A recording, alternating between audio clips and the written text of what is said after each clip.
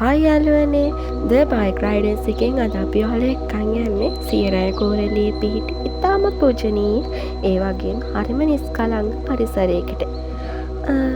අද අපේ ගමනාන්තිය තමයි ගම්පා මාලිගාතන රජමහා විහාරය. එන්න අපිත් එක්ක යමු. කොළඹ ඉඳන් කිලෝමීටර් 30ක් විතර දුරින් සීනෑ කෝරළේ උසම ස්ථානයක තමයි මේ විහාරස්ථානය පිහිටලා තියෙන්නේ. වළගම්බා රජතුමා සතුරන්ගෙන් බේරෙන්න හැංගිලා හිටපු සහ නන්දධාතුන් වහන්සේ පවා සුරක්ෂිතව තැන්පත් කරලා තිබුණු ඉතාමත් ඓතිහාසික වටිනාකමක් තියෙන පූජ්‍ය භූමියක් තමයි මේ. ගල් පඩිපෙළකින් තමයි යන්න තියෙන්නේ. එන්න යන් අපි පන්සලට. දැන් අපි පන්සල් ළඟටම ඇවිල්ලා තියෙන්නේ. ඊතර යට පල්ලෙහා පාකින් ඒරියාස් තියෙනවා. රුපියල් 100ක් වගේ පුංචි මුදලකට අපේ හෙල්මට්ස් වාහන හරිම සුරක්ෂිතව තියලා යන්න මෙන්න මෙහාලා දාලා තියෙනවා.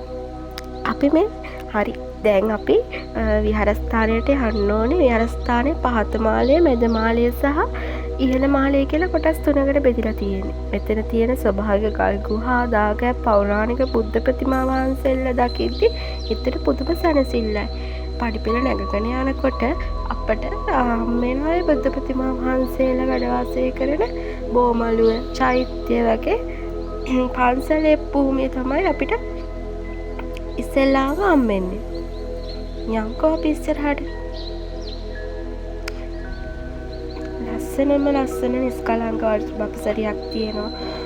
සීනෑ කෝරළේම අපිට ලස්සනට මේ පූජා භූමියට පේනවා. පොය දවස්වල ටිකක් විතර සෙනඟ වැඩි. ඒක ලස්සන තැනක්. උදේට හවසට වගේ ගොඩාක් ලස්සන. ඔයාලා අපේ වීඩියෝස් වලට කැමති නම් ලයික් එකක් දාගෙන යන්න.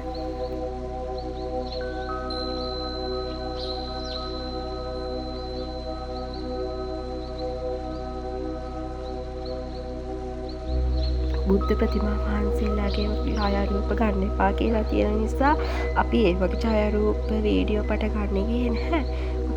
ඔය හරිය තමයි ලස්සන බුද්ධ ප්‍රතිමා වහන්සේ නමක් වැඩ වාසය කරනවා. ඒ වගේම එදා නම් ධර්ම දේශනයකුත් පැවැත්වුණා ස්වාමීන් වහන්සේ නමක් විසින්.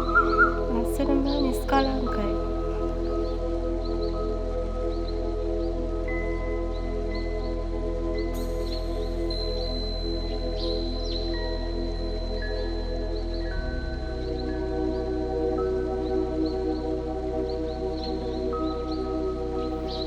අපි වන්දනාමාන කටයුතු කරා.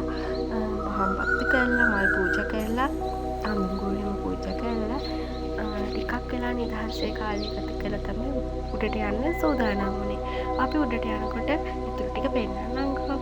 දැන් මේ පන්සලේ ලස්සන පොඩ්ඩක් බලමු.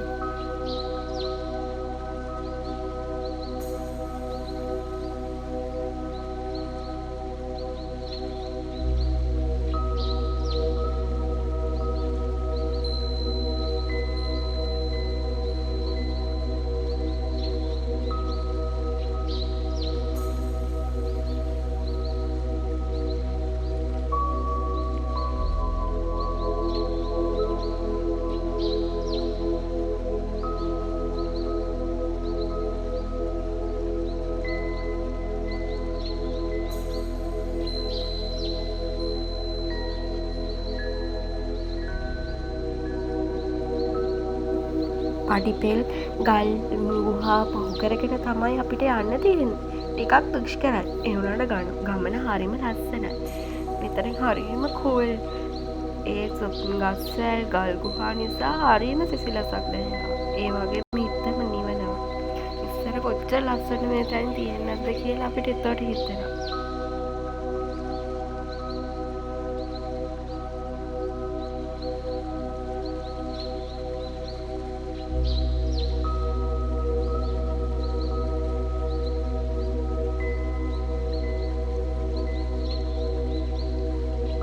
මෙතන බෝධීන් වහන්සේටයි චෛත්‍යයටයි යන්න වෙනම ප්‍රතිවලට යන්න තියෙනවා. ඒක මොරම ලස්සනයි. අපිට යනකොට තමයි ඒ වගේ ලස්සන කේක තරම් වුණේ මාන්නකට එක්කේ. ඒක මොකරම හැංගීමක් දෙන්න කියලාම දැනෙන්නේ.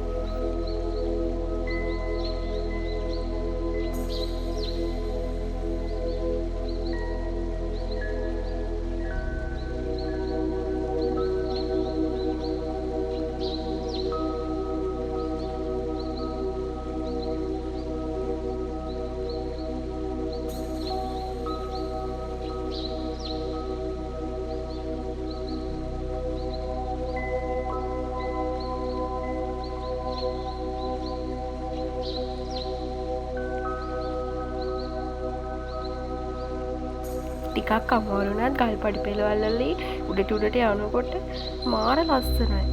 ඒ වගේම හරිම නිස්කලංකයි.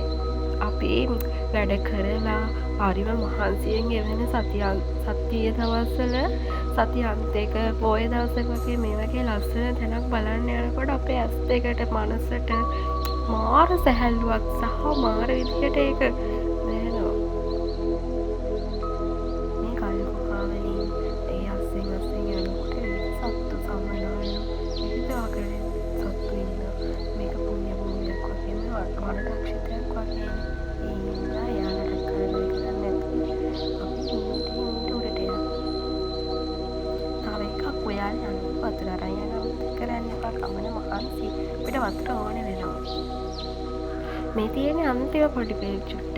අපි ටිකක් මේ පඩි පෙල් ටිකක් ගිහිල්ලා උඩට යනකොට දැනෙන මාරම නිස්කලංක පරිසරයක්. අහස් කුටිය කියලා වගේ තමයි මට මතක මෙතන හඳුන්වන්නේ. ඒ වුණාට මෙතන තාම ජලය නැහැ.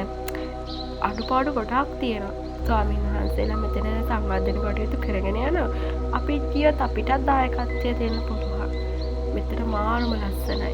තරමර මහන්සිය ඔක්කොම මෙතනින් ආවම නැති වෙලා යනවා. උලඟ, ඒ වටපිටාව, සියලුම දේවල් එක්ක මාරම විදිහට ඒක දැනෙනවා.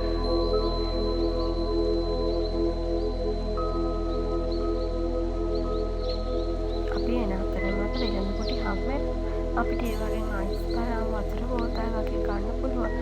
අනිත් දවස්වල නම් තියනවා කියලා දන්නේ. හැබැයි පොයටම කියන අනිවාර්යයෙන්ම මෙතන වගේ දේවල් දැක ගන්න පුළුවන්.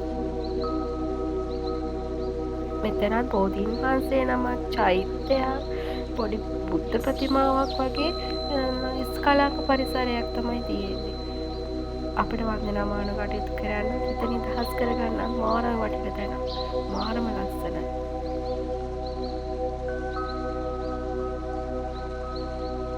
ඇස් දෙකෙන් වලට කොළ පාට වල් කුළුණු හැම දෙයක් ඇස් දෙකට මාරම සැහැල්ලු. ඒ වගේ මනසත් සැහැල්ලු කරනවා.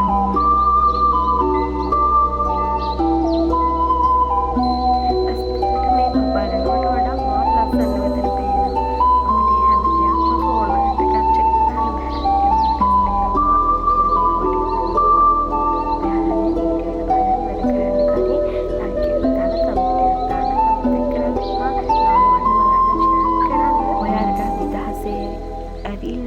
හිතට සැහැල්ලුවක් ගන්න කැමති නම් අනිවාර්යෙන් මෙන්න ඕන තැන. හැබැයි පූජා භූමිය අපි විතරක් කරන්න එපා. ඒක හරිම කැතයි.